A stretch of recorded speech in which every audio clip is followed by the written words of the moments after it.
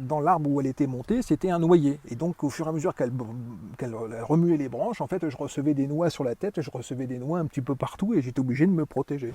Bonjour à tous, bienvenue dans ce nouveau numéro du Rendez-vous de l'info. Nous voici en pleine nature, entre vignes et bois.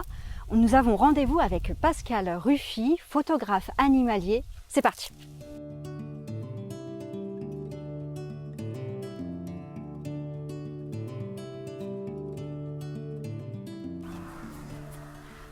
Bonjour Pascal.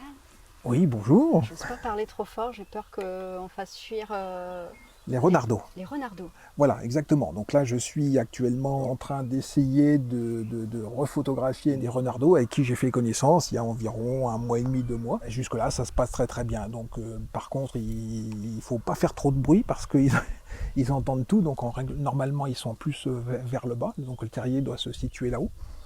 Mais je suis incapable de vous dire avec l'exactitude où se trouve le terrier, puisque moi j'attends qu'ils viennent, mais c'est pas le contraire. C'est pas moi qui va vers les renardeaux et vers leur terrier. Depuis 2018, où vous avez commencé à photographier les renards, Voilà, vous avez exactement. assisté à des scènes pour le moins insolites. Alors en fait, tout a commencé ici, exactement où on se trouve, et moi je me suis tué en fait sur la route un petit peu plus haut.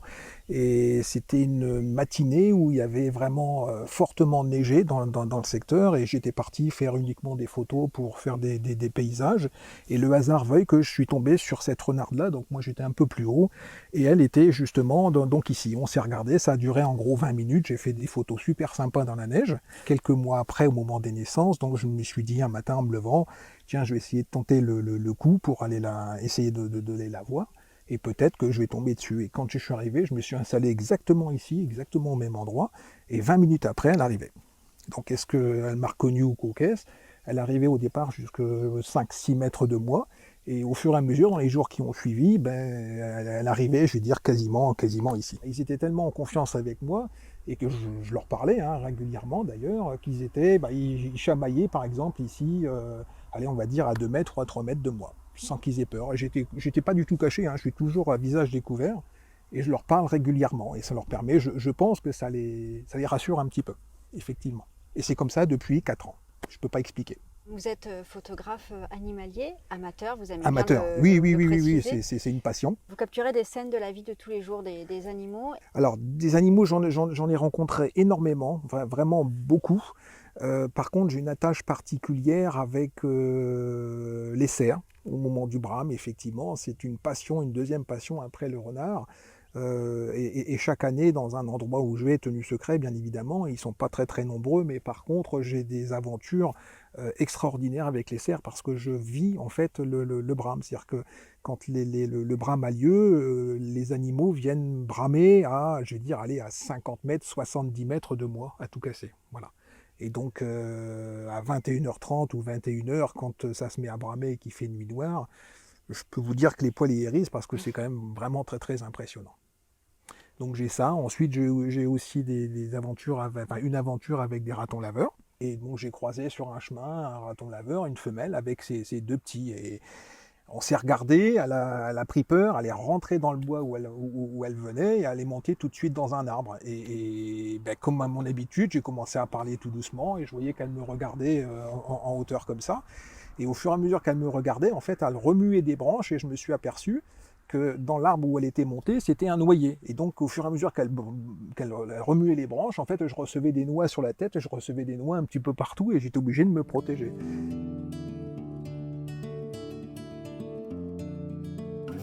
Donc Pascal, cette passion que vous avez pour les animaux, vous la partagez aussi sur les réseaux, puisque vous avez créé Oui, une page tout à fait. Facebook il y a quelques années. Et sur cette page Facebook, qui compte plusieurs milliers d'abonnés à l'heure actuelle, vous avez certaines publications qui sont vues 200 000 fois.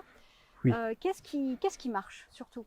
Alors, ce qui marche en priorité, c'est en fonction des saisons, mais à l'heure actuelle, c'est plus les renardeaux, c'est certain, même si j'y vais de moins en moins. Ensuite, vous avez les écureuils que les gens aiment beaucoup. Ensuite, les cerfs, les sangliers, puis tout le reste. Ce que j'essaye de faire, quand je sors, c'est de prendre des photos et de raconter après, sous forme d'histoire, mais vrai, tout ce que je vois et pour expliquer aux gens, en fait, ce que je vois, tout simplement. Quelle a été déjà votre plus grande frayeur? Alors ma plus grande frayeur, je le dis toujours, c'est au niveau des cervidés. Les sangliers, c'est rien du tout, hein, ils sont généralement dociles, à part une fois où j'étais un petit peu bousculé, mais en règle générale, c'est les cerfs. Les cerfs, c'est ma plus grande hantise, mais uniquement au moment du brame. Donc vous me proposez de venir chez vous pour Eh qu'on ben, puisse si vous voulez regarder passer les à la photos? maison, et puis effectivement, je vais vous montrer quelques vidéos, quelques photos de toutes ces histoires-là, rocambolesques ou pas.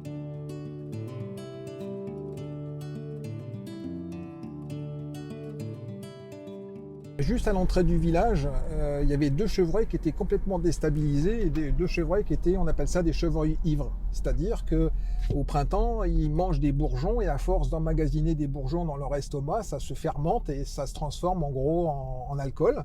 Et ben, ils sont ivres. On appelle ça des chevreuils complètement ivres. En fait, c'était juste là. Et sur les photos que l'on voit, qui a été repris par l'Union d'ailleurs, et la vidéo, en fait, c'est juste ici. Et donc ensuite, ils ont essayé, donc je les ai dirigés moi par là-bas parce qu'ils étaient carrément au milieu et pratiquement à la première maison. Ils étaient paniqués, donc ils se donnaient des grands coups dans le, comment dirais-je, en grillage pour essayer de se sauver quelque part.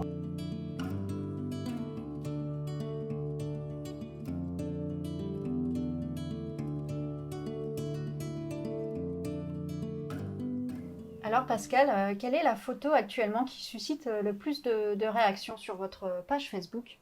Alors actuellement, c'est une photo que j'ai publiée donc la semaine dernière où on voit un fan en train de téter sa maman. Et celle-ci, effectivement, elle a beaucoup de commentaires puisque je suis en gros à 1250 commentaires arrivés à ce matin, sachant que je réponds à tout le monde en règle générale. Et cette photo, pour le moment, donc en quelques jours, a été vue plus de 50 000 fois. Voilà, tout ça, avec plus d'1 millier de partages également. Donc celle-ci, actuellement, remporte vraiment un vif succès.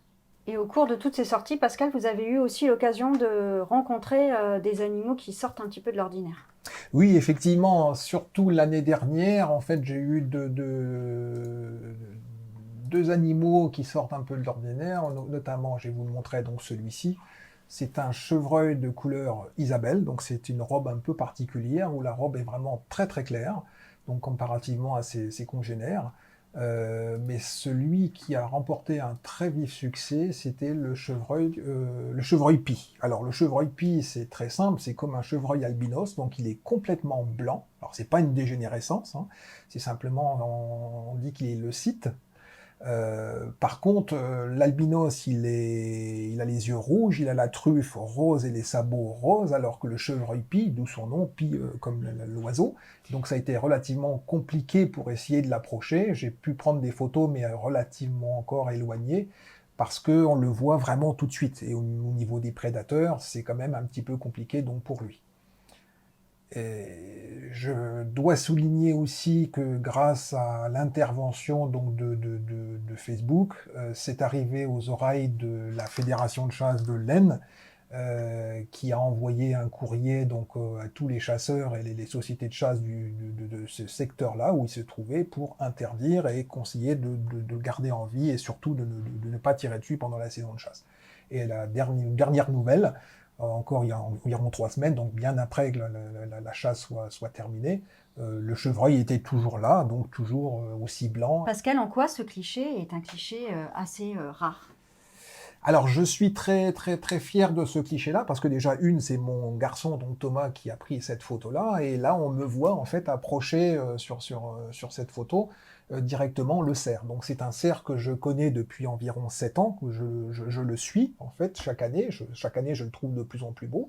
Et l'année dernière, exactement quasiment à la même date, donc j'ai pu l'approcher en étant dans un champ de colza et en arrivant jusqu'à 15 mètres de lui. Et j'ai fait des photos donc vraiment fabuleuses. Voilà, cette édition est terminée. N'hésitez pas à vous rendre sur la page Facebook de Pascal Ruffy Photographie pour découvrir tout son univers. Quant à moi, je vous donne rendez-vous très prochainement. À bientôt!